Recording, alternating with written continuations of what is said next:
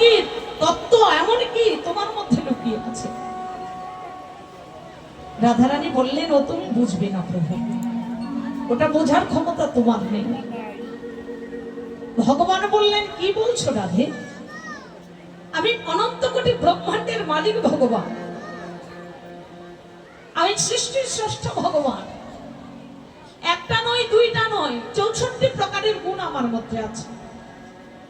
তাহলে 64 গুণের অধিকারী হয়েও এই 64টা গুণের মধ্যে তুমি কি এমন কোনো গুণ দেখতে পাচ্ছ না আমার মধ্যে, যে আমি তোমার মধ্যে, তোমার কথা আমি বুঝবো না? তুমি সামান্য নারী জাতি হয়ে আমায় এই কথা বলছো? রাধারানী বললেন, প্রভু আমি নারী জাতি, তুমি পুরুষ, এই জন্য তুমি গৌরব করছো তো, তুমি ভগবান বলে। আচ্ছা বলো তো, আমি যদি এখন তোমায় বলি তুমি একটু কাঁদো তো, কেঁদে দেখো, তুমি কাঁদতে পারবে? ভগবান বলছেন, রাধে আমি কি করে কাঁদবো? আমি তো ভগবান, আমার কাঁদার শক্তি নেই। আমি জগৎকে কাঁদাতে পারি, আমার জন্য ভক্ত কাঁদতে পারে, কিন্তু আমি কোনোদিন কেঁদে দেখিনি। আমি তো কাঁদতে জানি না রাধে। রাধারানী বললেন, বধূ তাহলে এত গুণ তোমার মধ্যে আছে, তুমি কাঁদতে পারছো না? রাধে আমি সব পারি, কিন্তু কাঁদতে পারি না। রাধারানী বললেন, বধূ কেননা কাঁদতে গেলে ভক্তির প্রয়োজন। কারণ অন্তরে যদি প্রেম না থাকে, ভক্তি যদি না থাকে, সে কোনোদিন ভগবান বলে কাঁদতে পারবে না। ভক্তি হলো ভগবানকে পাওয়ার পরম এবং চরম উপায়। ভক্তি বিনা প্রভু কারো চিত্ত শুদ্ধি নয়। ভক্তি যদি না হয় তাহলে চিত্ত শুদ্ধি না হবে না, আর চিত্ত শুদ্ধি যদি না হয় তাহলে প্রেম হবে না। তাই প্রেমেরও পূর্বে হচ্ছে ভক্তি, ভক্তি হচ্ছে গোড়ামূল। ভগবান বললেন, রাধে তাহলে এই 64টি গুণের অধিকারী হয়েও আমার মধ্যে ভক্তি নেই। আচ্ছা কোথায় গেলে, কার কাছে গেলে ভক্তি পাওয়া যাবে? রাধারানী বললেন, ভগবান ভক্তি যদি তুমি লাভ করতে চাও তাহলে তুমি সেই ভক্তের কাছে যাও যারা দিবানিশি তোমার নাম ধরে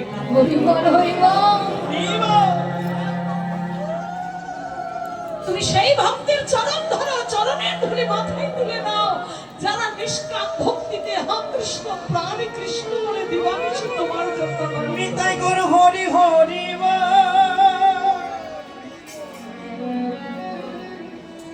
চমকে উঠেছে আমার ভগবান। কি বললেন রাধে? আমি ভগবান হয়ে আমি ভক্তের চরণ ধরবো? গোবিন্দ তাহলে যে তোমার ভক্তিও হবে না। ভক্তিকে যদি লাভ করতে হয়, তুমি যদি কাঁদতে চাও, তাহলে তোমাকে ভক্তের চরণ ধরতে হবে।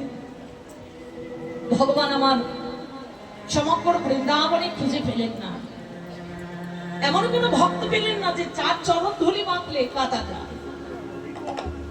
ভগবান চলে গেলেন অযোধ্যায়। অযোধ্যা চেনেন তো বাবা আপনারা সবাই, কেননা যেটা ইতিহাসের পাতায় স্বর্ণাক্ষরে লেখা আছে মহাভারতের যুদ্ধ, আর সেই কারণে অযোধ্যাটা আমাদের পরিচিত। তা এই যে মহাভারতের যুদ্ধের পূর্বে ভগবান গিয়েছিলেন অযোধ্যায়, আর অযোধ্যাতে গিয়ে সেখানে একটি কাণ্ড ঘটে গেল। যুদ্ধের পূর্বে, যুদ্ধ সম্ভাবনা হচ্ছে এই সময়, দুর্যোধন এসে ডেকে বলছে পিতামহ ভীষ্মকে, পিতামহ তুমি আমার ঘরে খাও, আমাদের পড়ো, আমাদের কাছেই থাকো, সারা জীবন ধরে আমাদের অন্ন ধ্বংস করলে তোমার নাকি এত জ্ঞান, এত পাণ্ডিত্য, তুমি উপায় বলতে পারছো না যে ওই পঞ্চ পাণ্ডবকে কি করে হত্যা করা যায়? বাবা কথাটা গিয়ে পিতামহ ভীষ্মের অন্তরে আঘাত লাগে। নিজেকে একটু দাঁড় করিয়ে দেখবেন তো বাবা ওই ভীষ্মের জায়গায়। শুধু পিতামহ নয়, আমরা সবাই সংসারে আমরা যাদের জন্য করব, শেষের দিনে তাদের মুখে আমাদের কটাক্ষ শুনতে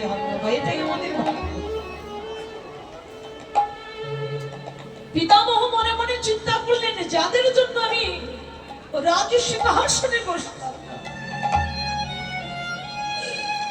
আমি যাদের জন্য বিবাহ করলাম না,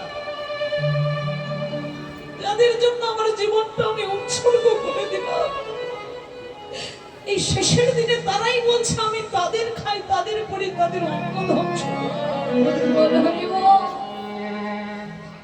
আমার মানব জীবনে ওই একই অবস্থা। সারা জীবনে যাদের জন্য করবেন, শেষের দিনে তারাই বলবে যে তুমি আমার খাচ্ছ। এটাই বাস্তব। পিতামহ ভীষ্ম দুর্যোধনকে বললেন, দুর্যোধন,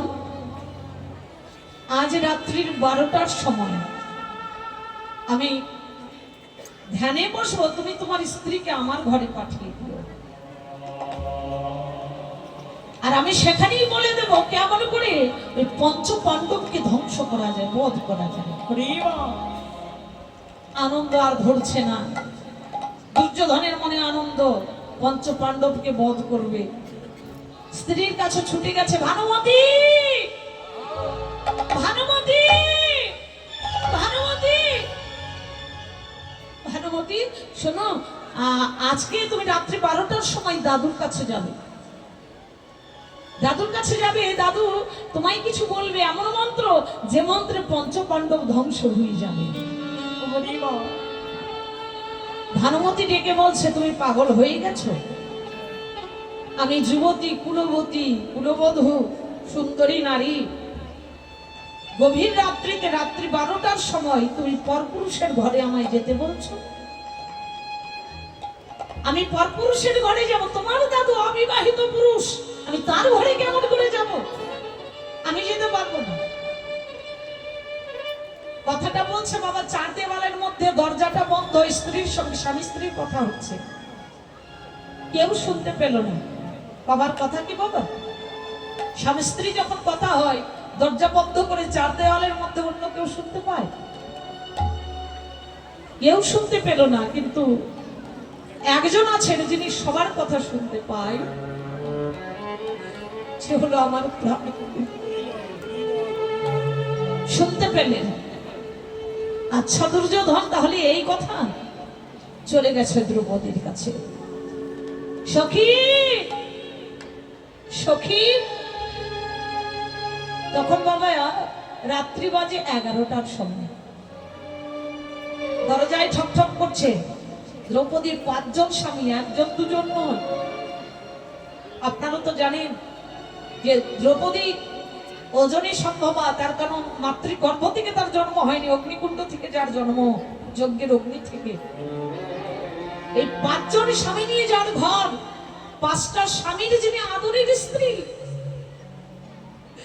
5টা পতির চরণ ত্যাগ করে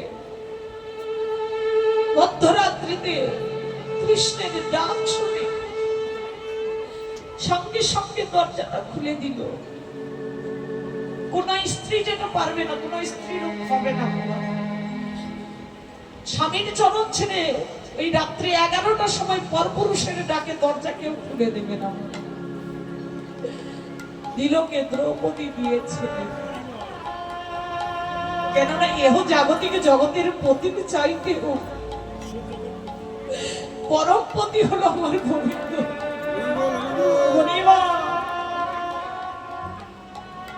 সখা, তুমি আমায় ডাকছো? চলো দ্রৌপদী, আমার সঙ্গে চলো।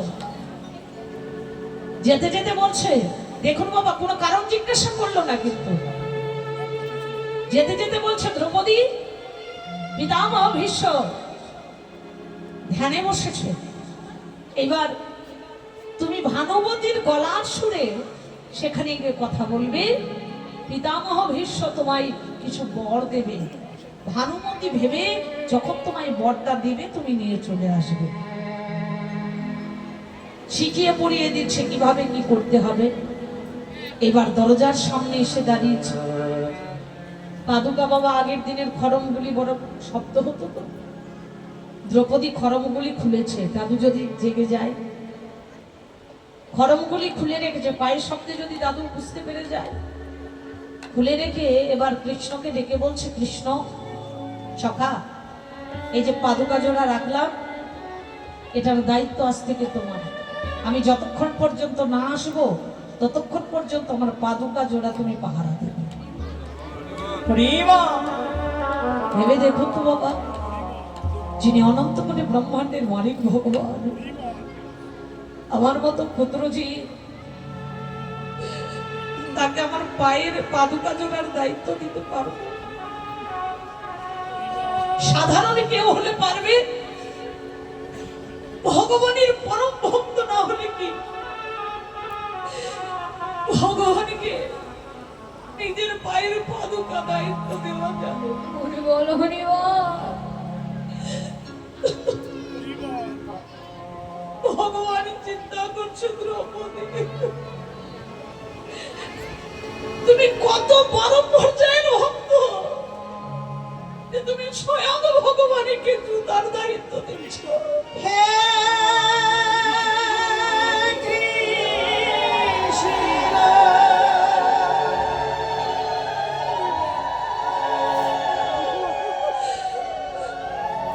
ভগবানের পায়ের জুতাগুলি পেয়ে দ্রৌপদীর ওই পাদুকাটা দ্রৌপদী ঘরের মধ্যে প্রবেশ করেছে, আর ওই যুগল পাদুকা বক্ষে জড়িয়ে ধরেছে।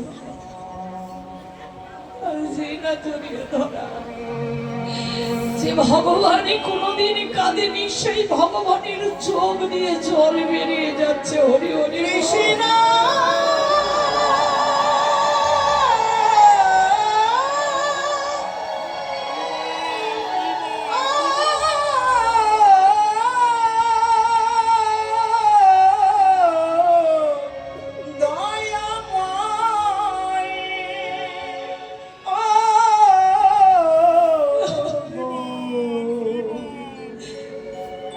ভগবানের চোখের জল তো আমাদের মতো দুফোঁটা চোখের জল নয়, স্রোত বয়ে যাচ্ছে, নদী হয়ে যাচ্ছে। হঠাৎ করে দ্রৌপদী দুপা গিয়ে আবার ফিরে এসেছে, আর এসে দেখছে কৃষ্ণ পাদুকা বক্ষে জড়িয়ে ধরেছে। সখা, তুমি আমার পাদুকা চুরি করলে শেষ পর্যন্ত?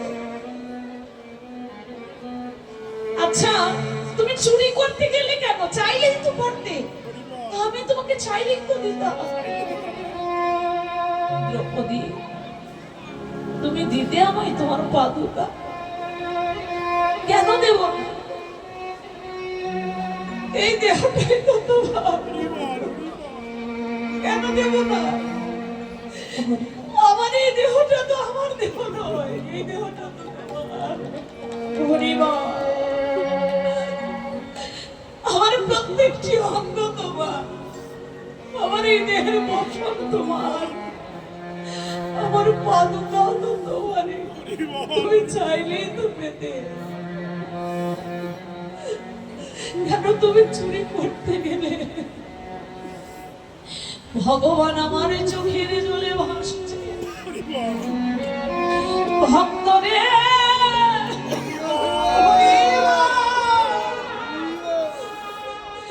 এ জগতে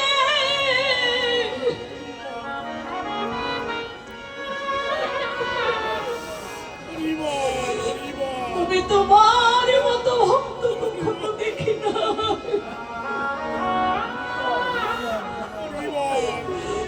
যে কিনা নিজের চরণের পাদুকায় আমায় দিতে পারে।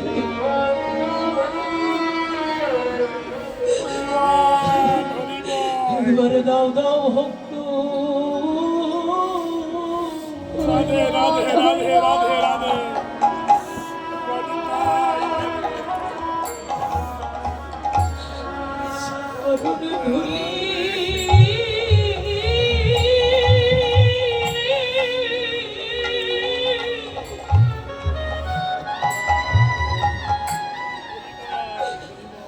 ধুলি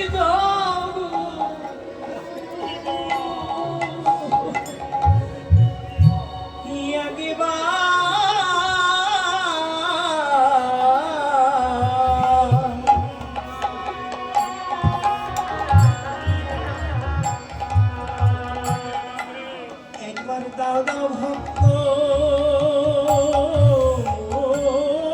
তোমার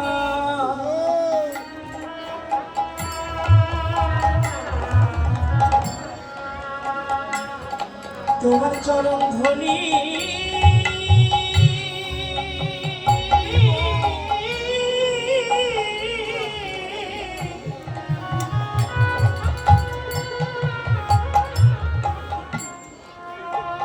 চরণ ধ্বনি দাও গো ও ভক্তরে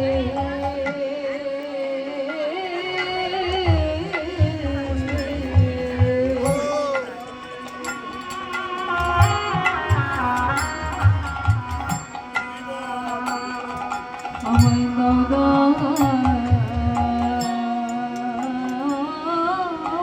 ভক্ত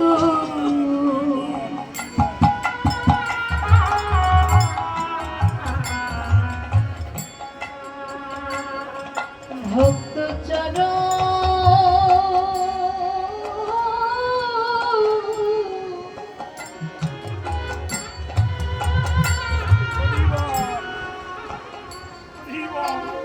চরণ ধুলি